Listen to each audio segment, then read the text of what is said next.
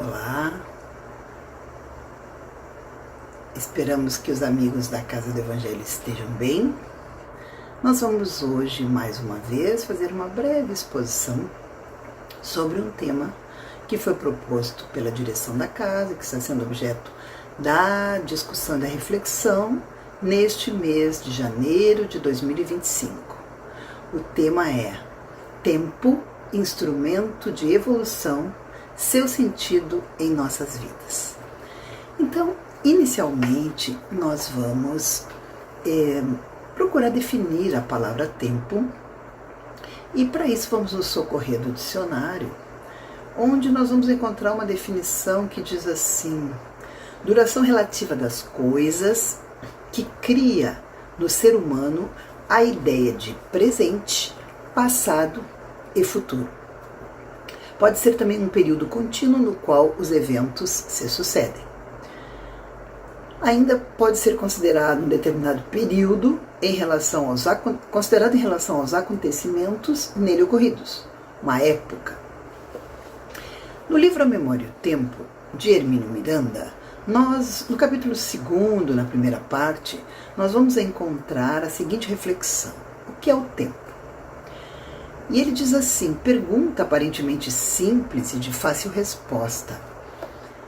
Não nos iludamos, porém, com sua enganosa simplicidade. Todos conhecemos as noções usuais sobre o tempo, como sucessão de minutos, de dias, de anos, de séculos. Mas experimente o leitor mergulhar um pouco mais fundo e ficará literalmente abismado ante a complexidade do fenômeno tempo. Não temos, nós aqui particularmente, a pretensão de aprofundar este conceito por dois motivos. Primeiramente, pelo tempo que nós aqui dispomos, mas principalmente por nossas limitações pessoais para tanto. Santo Agostinho, com toda a sua sabedoria, mesmo enquanto ainda estava encarnado, ele não conseguiu fazê-lo. Muitos filósofos, cientistas, poetas, literatos trataram deste tema, cada qual com a sua abordagem. Para Aristóteles, por exemplo, o tempo seria uma quantidade contínua, formada de passado, presente e futuro como um todo. Segundo Herculano Pires, no livro Espírito e o Tempo, no capítulo 3 da quarta parte, nas coordenadas do tempo e da evolução, o espírito humano amadureceu para a compreensão da sua realidade íntima, indestrutível, carregada de potencialidades que o declínio físico não pode afetar. Ou seja, à medida que nós vamos progredindo, nós vamos compreendendo que as aquisições que o espírito realiza no campo intelectual ou no campo espiritual, elas são indestrutíveis, independentemente de o corpo físico estar em declínio, estar já com muitas dificuldades, com limitações, porque a mente, porque o espírito vive e nada se perde. Tudo aquilo que ele aprendeu vai ser incorporado ao seu patrimônio individual e ele vai... E este patrimônio intelectual e espiritual não se perde. Ele nos acompanha sempre, após a encarnação, após a vida física, na vida espiritual e nas demais existências corporais. No Livro dos Espíritos, Allan Kardec, na questão 617, nos traz a ideia, a partir do ensino dos Espíritos, de que nós aprendemos então de que uma única existência não basta para o ser humano para conhecer as sábias leis divinas. Estas leis abrangem as leis da matéria e as leis morais. Por mais longa que fosse uma existência na Terra, seria insuficiente para aprendermos tudo e para podermos nos considerar perfeitos. Na presente encarnação, considerando-se o tempo na sua medida humana convencional, ou seja, levando-se em conta a idade física mais avançada, é comum que o indivíduo, nesta etapa de vida, faça maiores reflexões pela natural proximidade do evento que chamamos morte. E aí nós vamos trazer aqui alguns trechos de reflexões muito interessantes que a autora Anabela Sabino faz num pequeno livrinho, Amadurecendo com Sabedoria. Essa autora nos lembra que a morte ela é uma viagem, cuja bagagem se constitui dos nossos feitos bons, feitos maus, enfim. E no nosso caso, enquanto encarnados na vida física, essa mala ainda está por fazer. Então ela alerta que é melhor nós organizarmos a nossa mala antes de partirmos, antes de encetarmos a viagem. Então ela diz assim, é tempo de completá-la, completar a bagagem, com o perdão, com a reconciliação, com a alegria, com a gratidão, diz ela. Olha só a importância destes elementos para que eles possam estar na nossa mala no momento de voltarmos à vida espiritual, que é a nossa verdadeira vida. Então, completar a mala com perdão, com reconciliação, com alegria, com gratidão. Porque nós sabemos que as coisas materiais que nós aqui juntamos, reunimos, adquirimos, enfim, não poderão ir conosco. Com certeza não irão nos acompanhar no momento da transição para a vida espiritual. Ela salienta também que os dados do IBGE demonstram um aumento da longevidade no nosso país. Tendência esta que é praticamente igual no mundo inteiro, mas mais acentuadamente em alguns países. E no nosso país já vem acontecendo de forma muito rápida essa transição demográfica para um envelhecimento maior da população. Fenômeno que aconteceu há muito mais tempo, não é? Nos países mais antigos, especialmente no continente europeu, está acontecendo no continente americano, em especial no Brasil. Então, ela diz assim, que essa grande conquista da sociedade brasileira, de podermos viver mais e na medida do possível, esperamos viver também com mais qualidade, esta conquista, ela nos leva, ou pelo menos deveria nos levar, a mudar os padrões de pensamento. Então, ela nos recomenda que a gente não viva a velhice hoje, com a mentalidade de outrora. Ela diz assim, seu tempo é o agora. Seu tempo é o agora. Porque nós temos muita tendência de dizer, no meu tempo era assim, no meu tempo era assado. No meu tempo a gente fazia isso, a gente não fazia aquilo. Né? Por que a gente usa essa expressão? Porque a gente se refere, muitas vezes, há momentos da nossa vida, em outras etapas da nossa vida, por exemplo, na infância, na adolescência, na juventude, quando a sociedade era diferente, quando os hábitos de educação, quando os hábitos da infância eram outros. Então, muitas vezes a gente fala assim, no meu tempo não era assim. Mas que tempos? Como se o nosso tempo já tivesse passado, já tivesse terminado, como se o nosso tempo tivesse se esgotado. E aí ela disse, o seu tempo é o agora. De modo que nós não podemos considerar que o nosso tempo já passou. Pode ser que tenha passado com aquelas características, com aquelas peculiaridades, mas o nosso tempo continua. O nosso tempo é o agora. Há também um autor que nós gostamos muito, que é Carlos Eduardo Durgante, geriatra, espírita, expositor espírita, que trata muito dessa questão da velhice, enfim.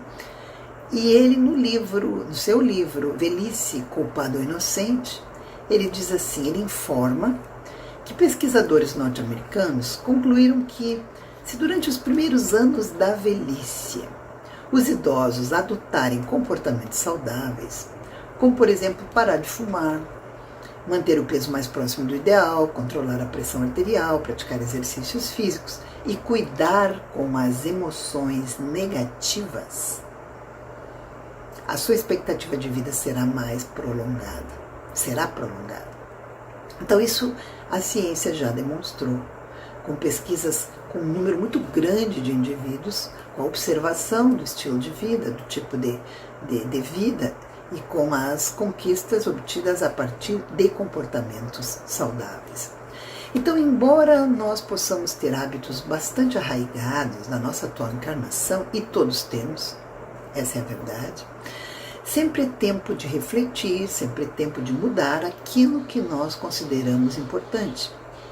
Mas para tanto é necessário voltarmos a lente para nós, ou seja, de fato temos a humildade, a sinceridade, a honestidade, perceber que aspectos da nossa vida precisam ser modificados, que mudanças nós precisamos imprimir ao nosso comportamento, às nossas rotinas, à nossa forma de agir, de pensar, enfim, para que a gente possa efetivamente ter mais saúde física, mais saúde mental, mais saúde espiritual e efetivamente melhor aproveitarmos o tempo que está passando na atual existência.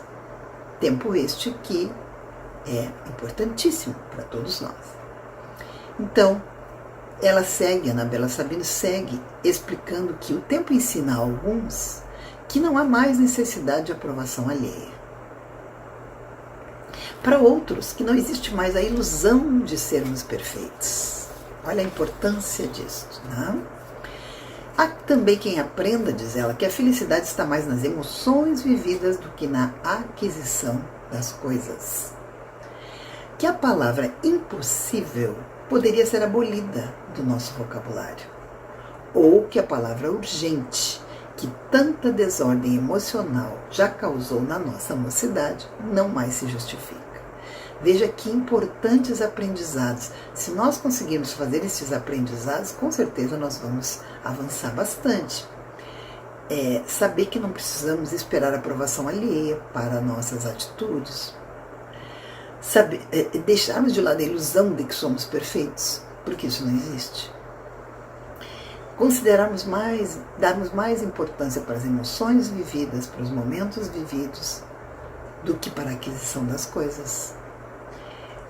Não acharmos que algo é impossível de realizar, que não temos condições de fazer determinada coisa, que não temos condições de aprender determinada coisa, determinado tema, determinado assunto. E deixar de lado a urgência, que faz com que nós estejamos movidos muitas vezes pela ansiedade. Isso nos atrapalha. Se nós conseguimos fazer esses aprendizados, é excelente. E diz ela ainda que o tempo é professor paciente e sabe que o aprendizado ocorre só quando o aluno está pronto, salientando que somos eternos aprendizes. Estamos sempre aprendendo, porém, o aprendizado real, a incorporação de certos aprendizados só acontece quando nós temos a maturidade suficiente para incorporar aquele aprendizado ao nosso cabidal, à nossa bagagem, vamos dizer assim, intelectual ou espiritual. Também nós vamos aqui trazer brevemente trechos de uma mensagem do livro Pão Nosso, psicografado pelo Chico, ditado por Emmanuel, que é a mensagem número 63, O Senhor dá sempre, onde o Emmanuel ele comenta, ele desdobra, interpreta uma passagem de Jesus registrada por Lucas no capítulo 11, versículo 13, que diz assim: pois se vós, sendo maus, sabeis dar boas dádivas aos vossos filhos, quanto mais dará o Pai Celestial o Espírito Santo que lhe o pedirem? O Espírito Santo àqueles que lhe o pedirem? E aí ele vai desdobrando, nós vamos trazer apenas alguns trechos. Ele diz assim: um pai terrestre, apesar do carinho cego que muitas vezes envolve o coração, ele sabe cercar o filho de dádivas proveitosas. E esse seu devotamento paternal, embora a pequenez do Pai da Terra, o Pai Celestial, com certeza, tem este devotamento em nível muito superior, porque é o Senhor Supremo. Então ele nos rodeia em toda parte com estes cuidados para com seus filhos.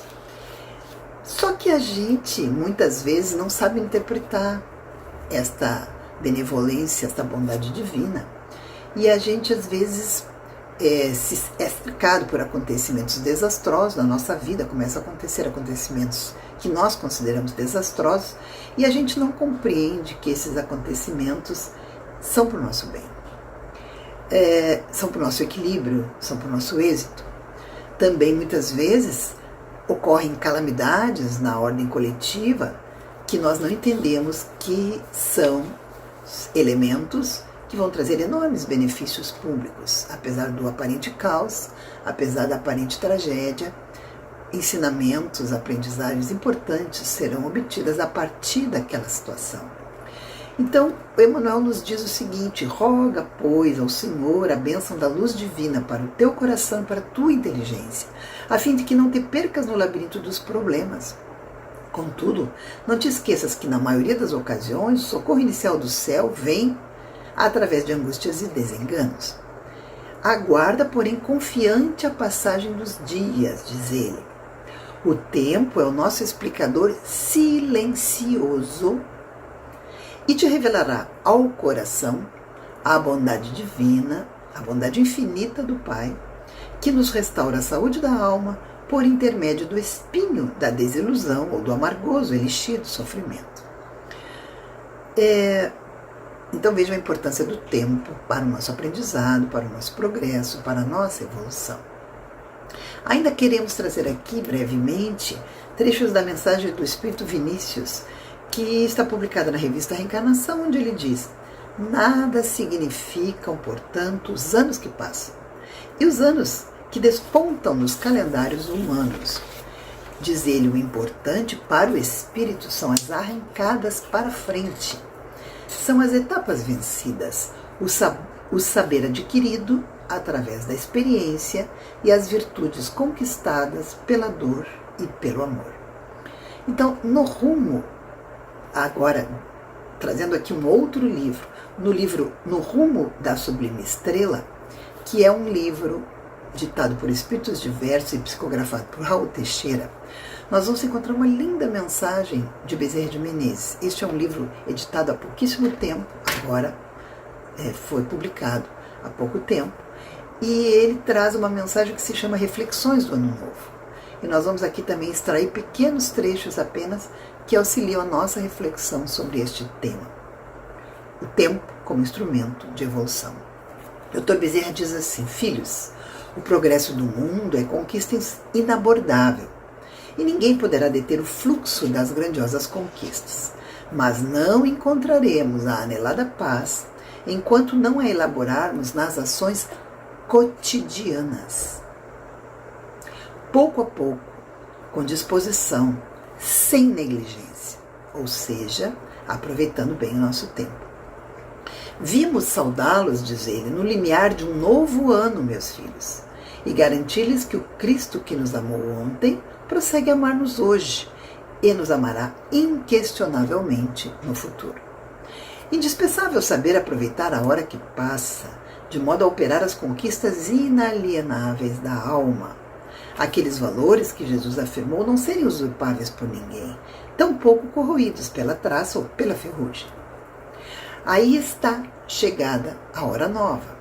Exultemos, filhos, diante do ensejo que se abre para todos nós, os aprendizes da evolução, pelos proscênios do planeta, pelos palcos do planeta. Eis aí o tempo novo para todas as construções. Deste modo, amigos, então nós aqui, a partir desta mensagem tão linda do Dr. Bezerra, nós podemos, mais uma vez, então, refletir e dizer: aproveitemos o nosso tempo, seja qual for a definição que a gente consiga fazer dele, que a gente consiga ter dele. Usemos para aprender sempre, para aprender novas e úteis lições que iluminem a nossa mente, que auxiliem aqueles que convivem conosco ou aqueles que simplesmente passam por nós, pela nossa vida, e apresentam também dificuldades como nós. Então, dentro das nossas possibilidades, que nós possamos aproveitar o tempo para aprender e para servir, para aprender novas lições e para sermos úteis àqueles que nos cercam. Manter as mãos ocupadas, manter a mente ocupada, nos traz satisfação, nos traz alegria, nos traz sentido de utilidade, nos conecta com o Pai, com o Criador. Ele está sempre criando, Ele está sempre trabalhando, Ele está sempre ensinando, enfim, espalhando bênçãos de amor e de bondade. Portanto, o tempo bem empregado é uma poderosa alavanca de evolução. Com certeza, já o desperdiçamos muito no passado e agora nos cabe bem aproveitá-lo. Então, que os irmãos tenham um bom início de ano, nesta nova etapa que se abre para nós, o ano de 2025, e que a gente possa aproveitar obras tão maravilhosas de que nós dispomos no movimento espírita, com reflexões tão profundas, com ensinamentos tão úteis, para que nós possamos fazer o possível, seja qual for a etapa que a gente esteja vivendo na atual encarnação. Seja infância, seja juventude, seja maturidade, seja velhice, chamada velhice, terceira ou quarta idade, porque agora já temos a quarta idade, a partir dos 80 anos, seja qual for a etapa de vida que a gente esteja vivendo, que nós possamos aproveitar o tempo para aprender os valores do espírito, iluminar a nossa mente, desenvolvermos o intelecto, mas, claro, também trabalharmos materialmente em favor do nosso bem-estar, do nosso conforto, da nossa família, mas não deixando de lado os valores morais, que são os mais importantes, que se resumiria no ensino do Cristo, quando ele nos diz a amar ao próximo como a nós mesmos e a Deus sobre todas as coisas. Então, que os irmãos possam ficar com muita paz, com muita alegria e tenham um bom ano de 2025. Que assim seja. Graças a Deus.